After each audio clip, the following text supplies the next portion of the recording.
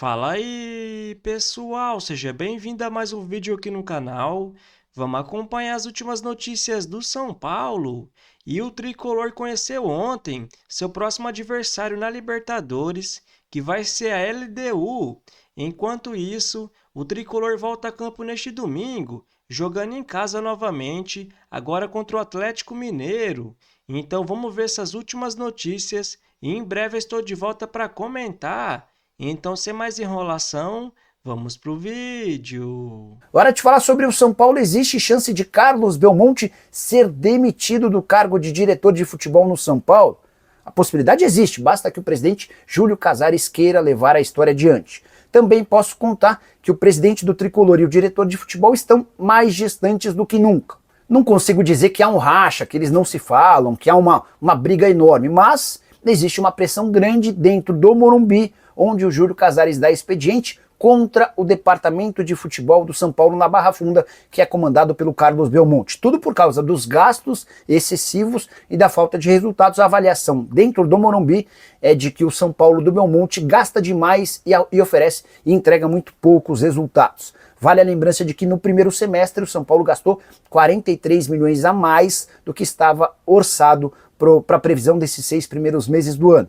O departamento de futebol do São Paulo se defende afirmando que não gastou com a contratação de nenhum atleta e assegurou cerca de 200 milhões de reais em vendas de jogadores nesse período do ano. Mas é importante lembrar que mesmo sem gastar com contratações, o São Paulo, por exemplo, trouxe o lateral Wendel do Porto, pagando R$1 milhão por mês em salários. Luiz Gustavo teve seu vínculo renovado para ganhar na casa dos 700 mil mensais e por conta de uma infelicidade, ele teve um problema de saúde e já não joga há bastante tempo. Para responder a pergunta sobre a possível demissão de Belmonte, não acredito nessa possibilidade. Acho que o Júlio respeita a figura do Belmonte, alguém que garantiu muitos votos para ele na eleição para presidente. O Belmonte é um real candidato, ou pelo menos seria o natural candidato à sucessão do Júlio Casares em dezembro do ano que vem.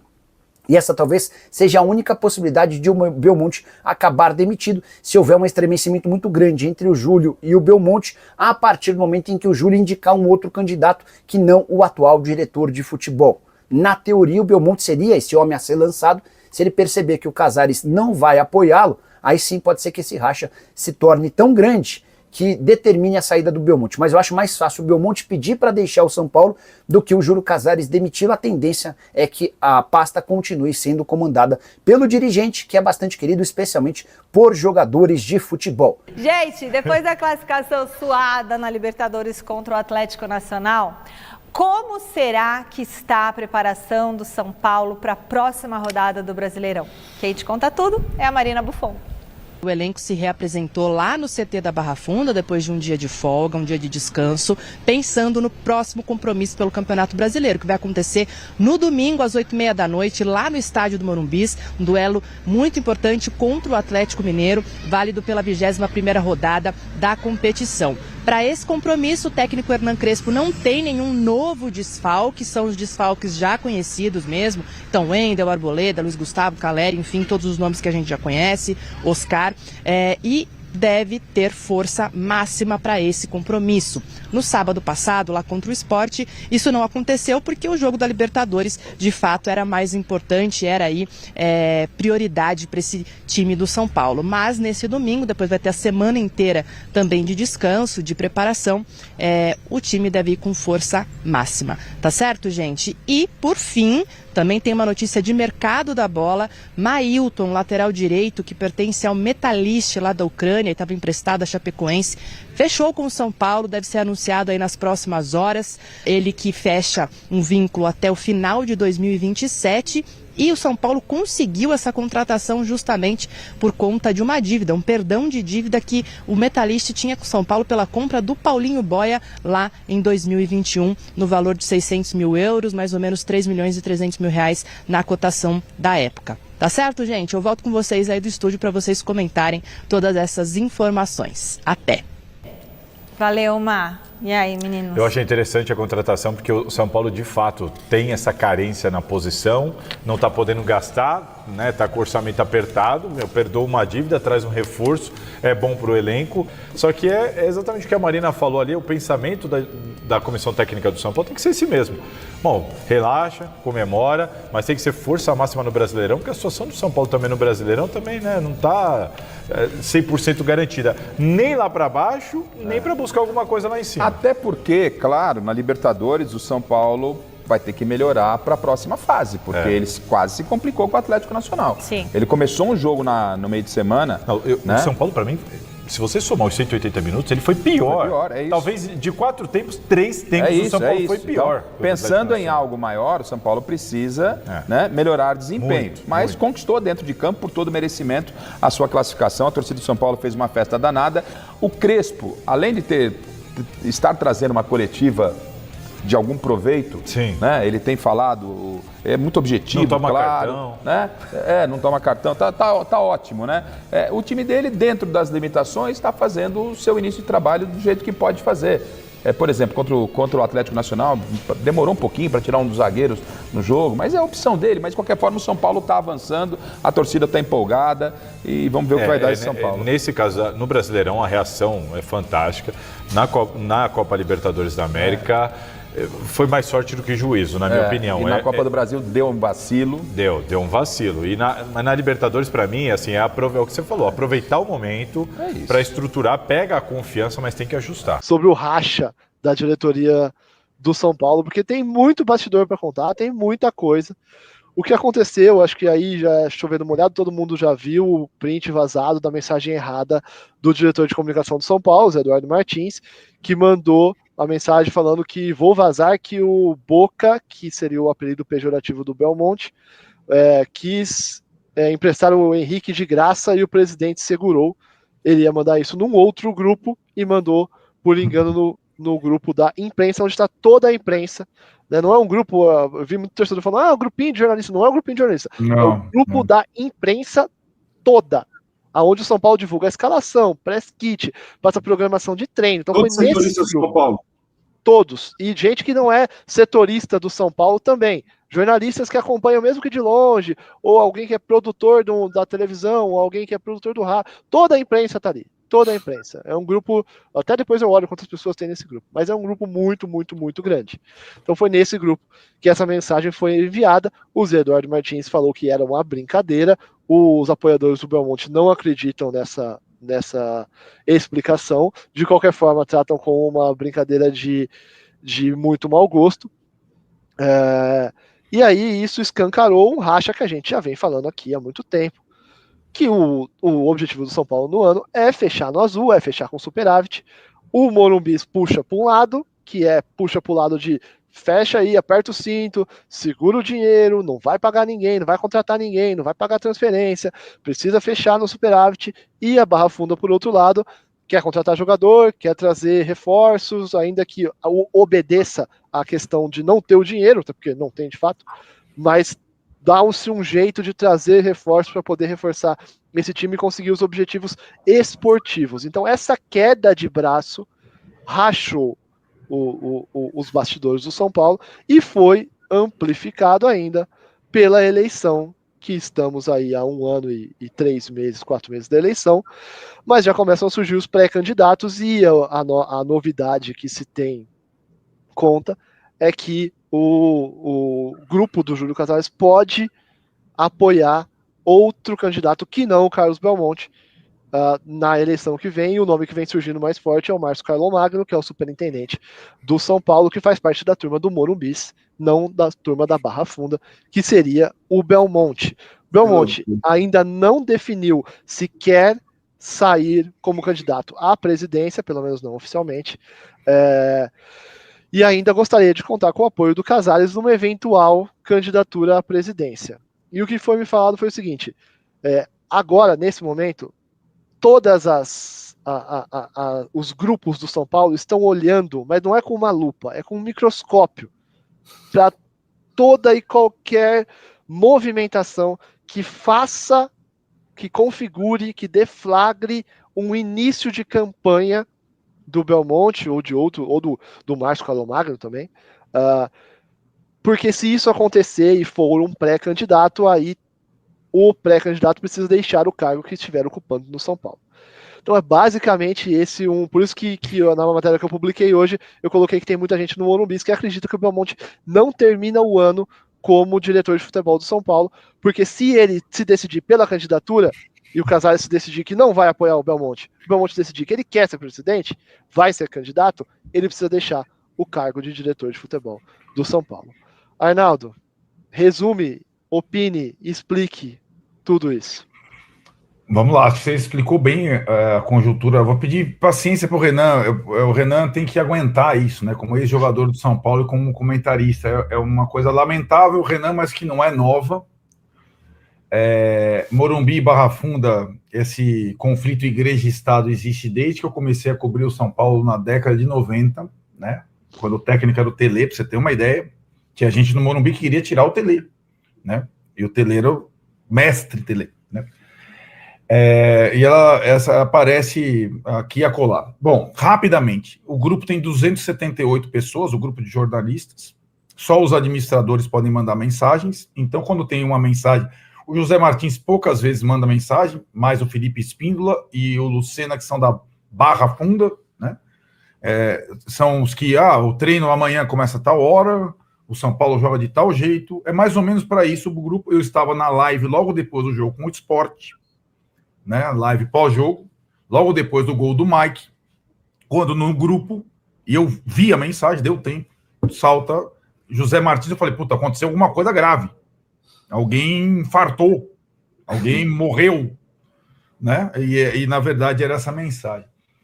Eu peguei essa mensagem, porque o jeito que você explicou, e acho que esse é o dilema do São Paulo para a temporada, fica claro. Você não precisou nem se alterar, você só foi descrevendo o conjunto. E esse print mostra, escancara coisas que a gente vem observando há algum tempo. Pro Morumbi, para aliados importantes do Casares e para o próprio Casares, pouco importa o time de futebol esse ano. Dane-se o time de futebol esse ano. Dane-se o resultado esportivo. Eu não falo outro palavrão porque eu não posso falar palavrão aqui. Mas esse print e a tentativa desesperada do Júlio Casares resolver a crise falando, eu vou olhar com lupa qualquer movimento. O Belmonte, ele não precisa se movimentar para ser candidato, ele é o diretor de futebol. Se o time for bem, ele capitaliza. E é assim com qualquer diretor de futebol em qualquer clube do Brasil. Então, ao policiar o Belmonte, seja via Zé Martins, Carlomagno ou Casares, eles estão jogando contra o time. Só que isso está claro agora. O Morumbi, o Casares teria que ter a hombridade para nós. Fale com todas as letras. Ele não falou, deu entrevista recente ao Gabriel Sá. Eu não quero saber de resultado esportivo. Eu lamentei o time ter passado, porque aí não ia dar. Eu lamentei o time ter passado pelo Atlético Nacional de Medellín. E você sabe, Éder, que muita gente no Morumbi lamentou. E aí o torcedor, entre o FIDIC... Então, mas isso não ajuda financeiramente o time passar? Não, não, Renan, não exatamente. Porque, assim, se você for pensar, o ano de maior sucesso esportivo do São Paulo, a Copa do Brasil, provocou no ano seguinte o maior déficit do São Paulo. A premiação de uma conquista ela é diluída para os jogadores e funcionários. Então vamos comentar sobre essas últimas notícias do São Paulo.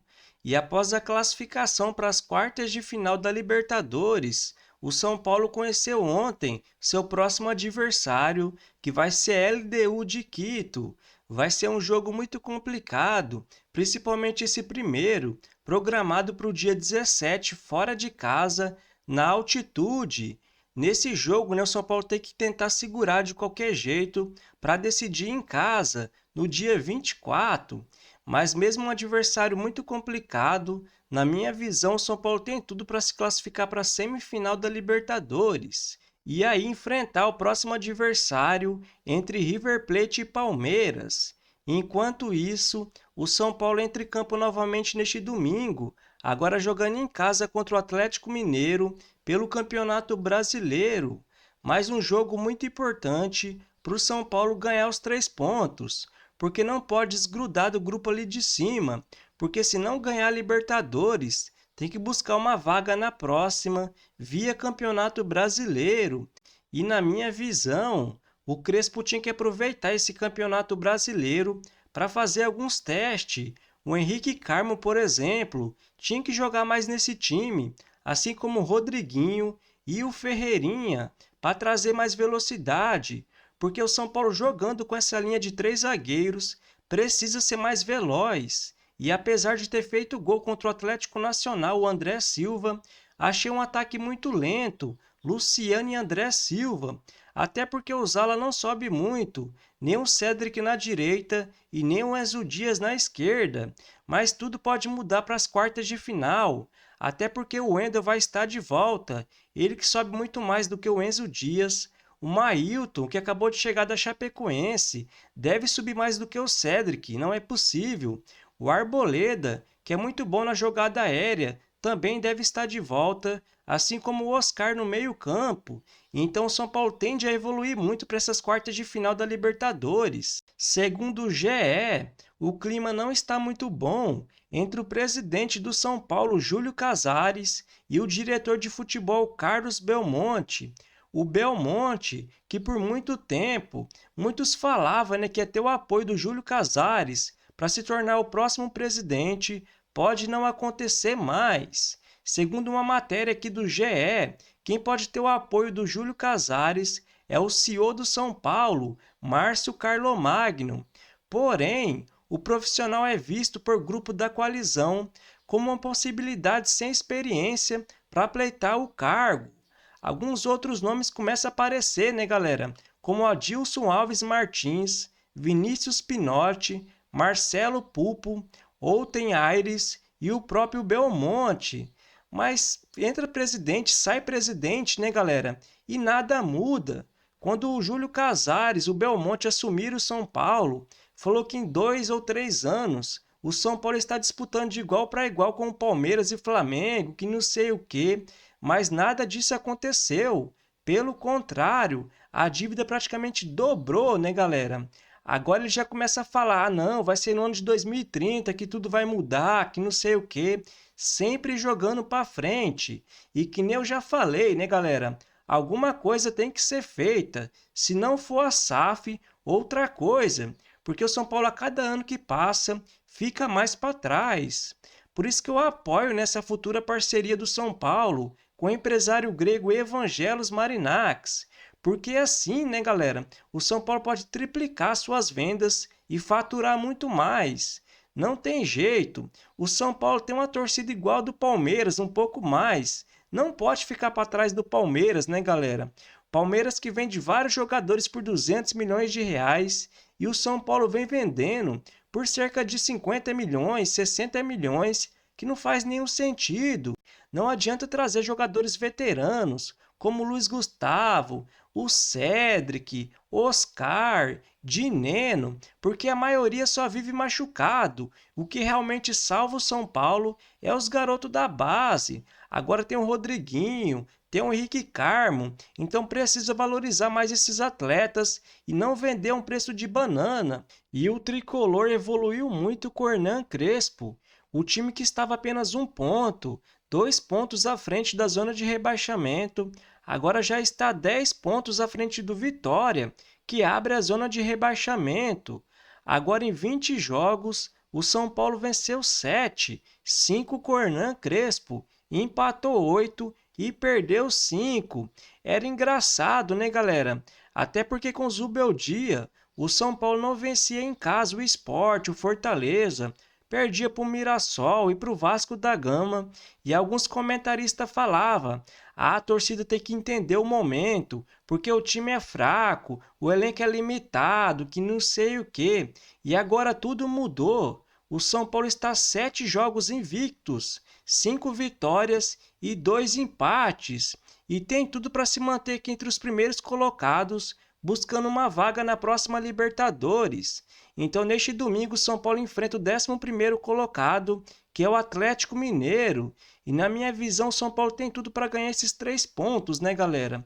Vamos torcer para o São Paulo continuar subindo cada vez mais. Então, se você curtiu o vídeo, Deixa seu like, se inscreva no canal e até a próxima!